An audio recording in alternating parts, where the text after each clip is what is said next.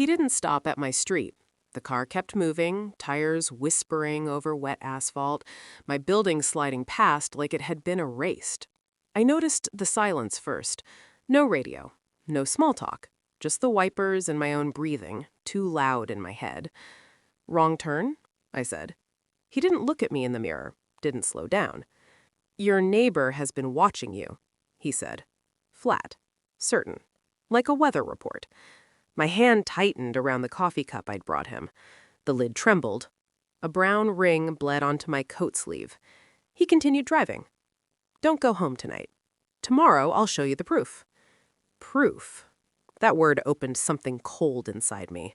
A place I'd sealed after my wife died. The place where questions went to rot. I thought of the dark windows of my apartment, the hallway camera that never worked, the man next door who always waved too quickly. I said nothing. The car stopped 3 blocks away. Neutral ground. A gas station glowing like an island. He finally met my eyes in the mirror. "I'm not asking you to trust me," he said. "Just survive the night." I stepped out into the cold without arguing. Some instincts don't sound like fear. They sound like memory. My wife used to say, grief sharpens patterns. After she died, I stopped noticing them. That was how I survived. Now they came back. The neighbor, Evan, had appeared everywhere after the funeral, offering tools, offering soup, offering to keep an eye on things. I let him because I was hollow, because attention felt like warmth, because when someone watches you kindly, you don't question the angle. The Uber driver, Daniel, had driven me home every evening for 4 months. Same time, same route, same quiet courtesy when I handed him coffee. He'd seen things I hadn't. Cars parked too long across the street, lights flicking on in my apartment when I wasn't home, Evan standing too close to my door, listening. Daniel never said a word. Until tonight. In the motel room, I lay on the bed fully dressed, staring at the ceiling. I replayed moments I'd dismissed. The missing scarf, the bathroom mirror wiped clean, my wife's old laptop powering on when I knew I hadn't touched it. Evan had known her before me. They'd laughed easily, shared glances I'd mistaken for history. I told myself grief was making me cruel. Now grief was making me precise. I didn't sleep. At dawn, I went to work like nothing had changed. I smiled when spoken to. I answered emails. I let my face perform. Inside, I disassembled my life. I checked cloud logs from my wife's old accounts, access times, IP addresses. Not mine. I requested building camera backups, a polite lie about a stolen package. I sat in my car across the street from my apartment for 3 hours and watched Evan move through my space like he belonged there. He did laundry. He watered my plants. He sat on my couch and scrolled through his phone.